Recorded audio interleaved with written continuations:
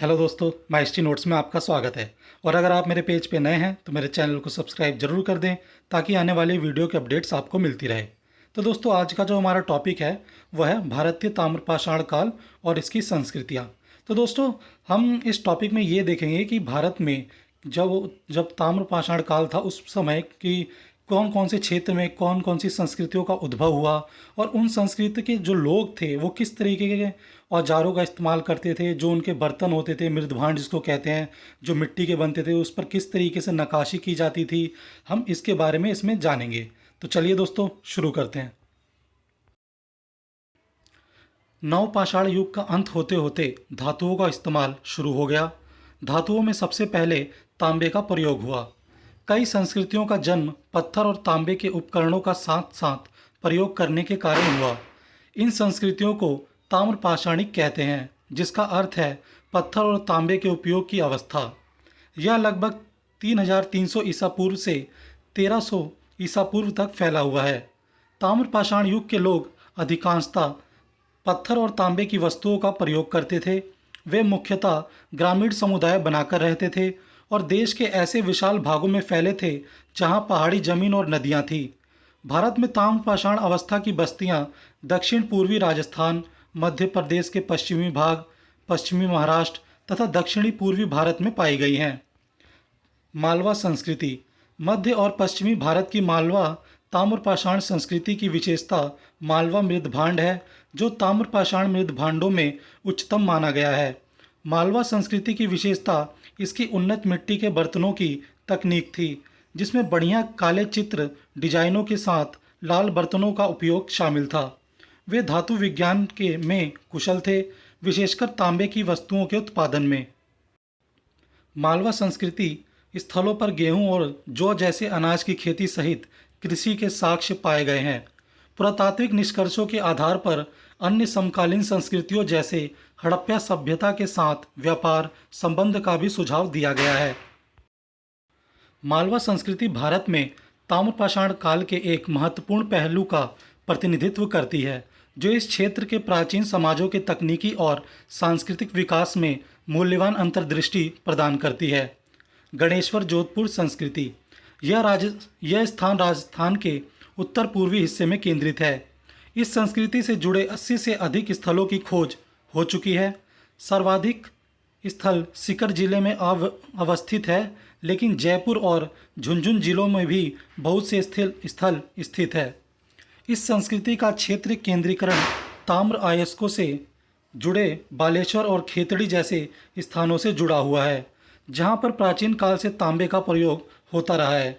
गणेश्वर जोधपुर में तांबे को गलाने से जुड़े कोई प्रत्यक्ष प्रमाण नहीं मिले हैं, किंतु गणेश्वर से सैकड़ों की संख्या में मिली ताम्र वस्तुओं के आधार पर यह अनुमान लगाया जा सकता है कि इस समय तक यह ताम्र वस्तुओं के निर्माण का एक महत्वपूर्ण केंद्र बन चुका था और जहां से तांबे की वस्तुओं को दूसरे क्षेत्र में रह रहे समुदायों को निर्यात भी किया जाता रहा था।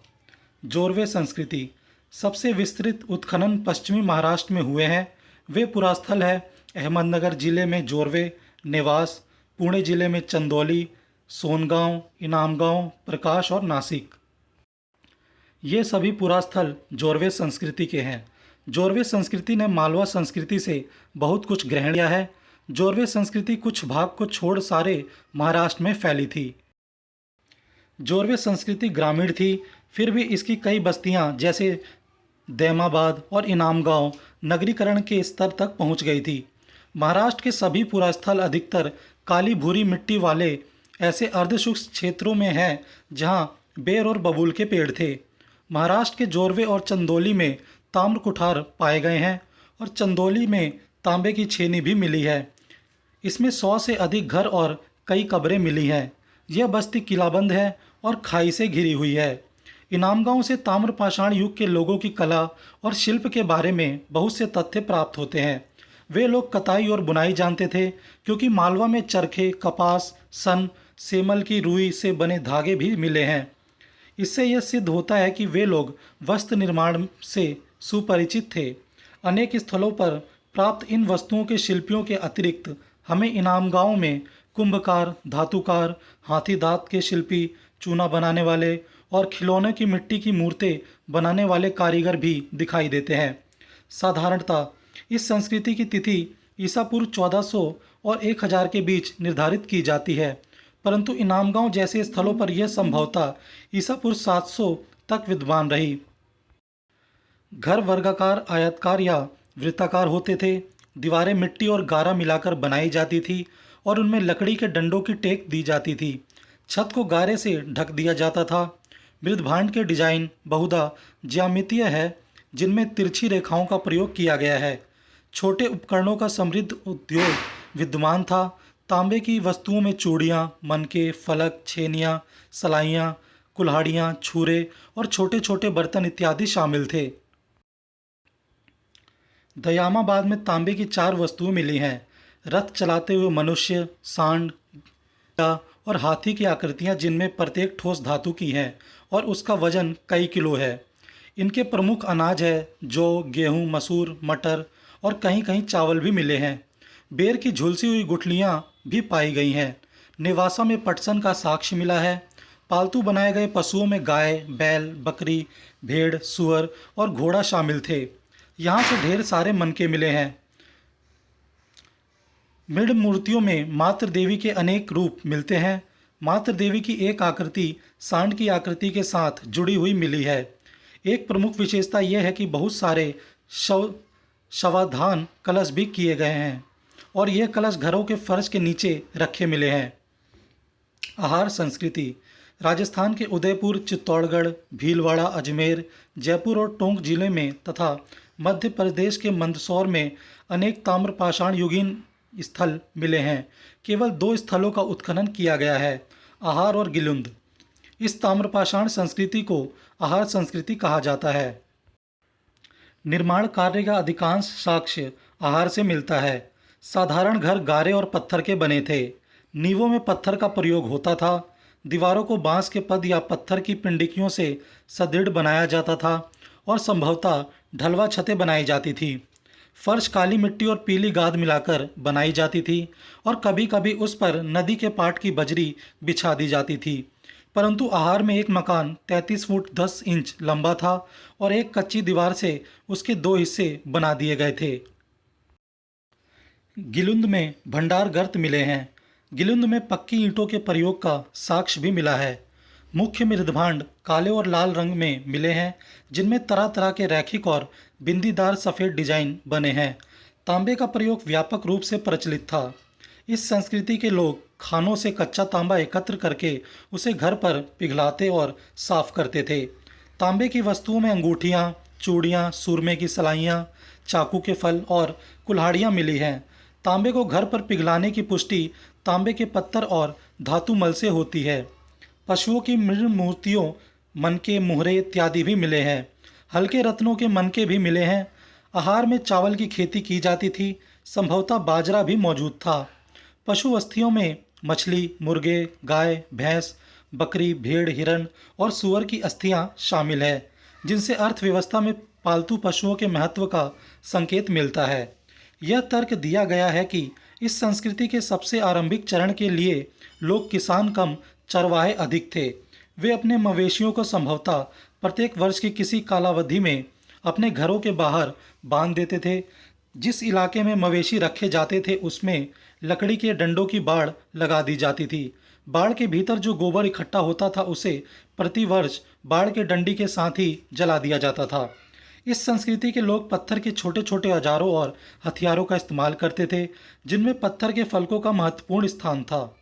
दक्षिण भारत में प्रस्तर फलक उद्योग बढ़ा और पत्थर की कुल्हाड़ी भी चलती रही। कई बस्तियों में तांबे की वस्तुएं बहुतायत में मिली हैं। आहार में सूक्ष्म पाषाण औजारों का इस्तेमाल नहीं होता था। यहाँ पत्थर की कुल्हाड़ियों और फलकों का अभाव था। आहार के लोग शुरू से ही धातु कर्म जानते थे। आहार का प्राचीन नाम तंबावती अर्थात तंबावली जगह है।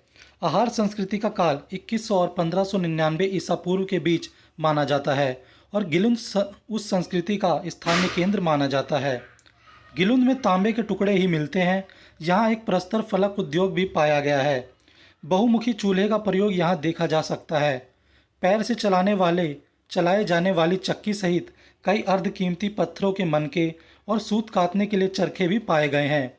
बालाथल उदयपुर जिले में ही आहार संस्कृति का दूसरा महत्वपूर्ण केंद्र है। यहाँ भीत के बने छोटे छोटे घरों का अस्तित्व दिखता है, जिनके फर्श को मिट्टी से लीपा गया था। यहाँ एक विशाल मिट्टी की दीवार द्वारा की गई घेरेबंदी का प्रमाण मिला है, जो बिल्कुल मध्य में अवस्थित था। इस सुरक्षा दीवार को जगह जगह पर पत्थरों के द्वारा मजबूती दी गई थी, जो बुर्ज बनाए जाने का स्पष्ट प्रमाण है। 4.80 मीटर से 5 मीटर के बीच मोटाई वाली इस दीवार से लगभग 500 वर्ग मीटर के क्षेत्र को घेरा गया था। उत्तर पश्चिम तथा दक्षिण पूर्व दिशा में जाने वाली एक सड़क का भी प्रमाण मिला है।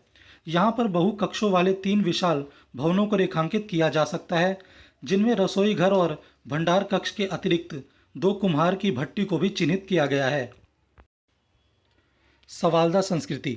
इसकी पहचान चाक पर बने चॉकलेट रंग के मृदभांडों से की जाती है। ये मृदभांड बनावट में मोटे हैं और इन पर गहरा लेप चढ़ा रहता है। मृदभांड की आकृतियों में ऊंची गर्दन वाला मर्तबान, तस्तरी, पायदान सहित तस्तरी, कटोरी, नडिया, छल्ला, खूंटी, बड़ा मर्तबान, कुंडीदार ढक्कन, बीकर आदि देखे जा सकते हैं। सवालदा मृदभांड की एक विशेषता मोटे लेप के ऊपर बनाए गए चित्र है, जिसमें मृदभांड पर हथियार और औजार एवं अन्य ज्यामितीय प्रतीकों का चित्रण देखा जा सकता है। काओच सवालदा संस्कृति का दूसरा केंद्र है। यह इस सभ्यता के लोगों का एक अल्पकालिक निवास क्षेत्र माना जाता है।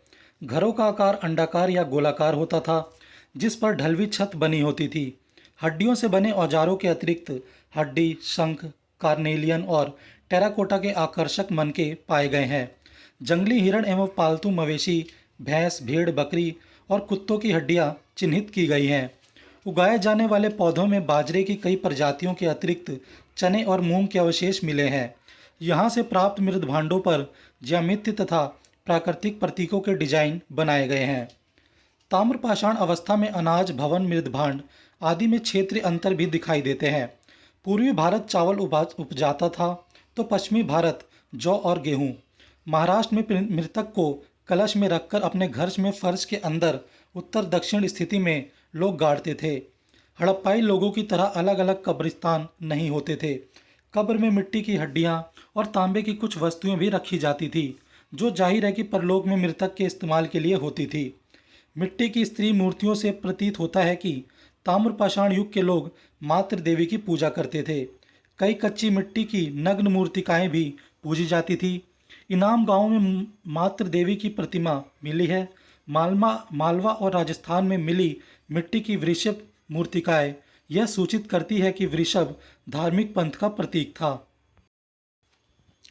बस्ती के ढांचों और शव संस्कार विधि दोनों से पता चलता है कि ताम्रपाषाण समाज में असमानता आरंभ हो चुकी थी।